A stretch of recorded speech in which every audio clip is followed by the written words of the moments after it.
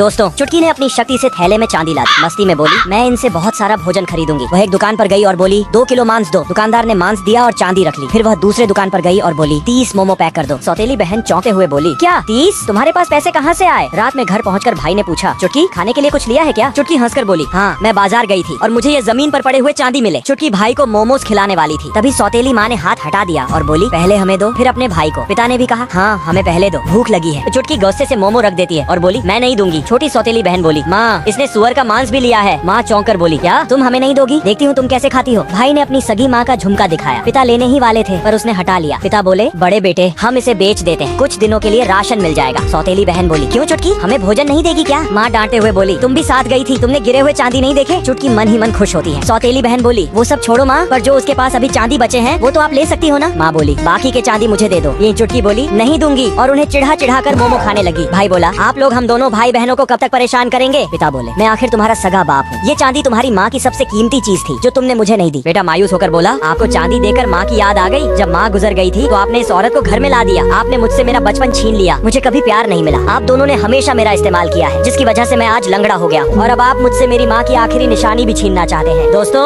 Next part के लिए जरूर लाइक करें।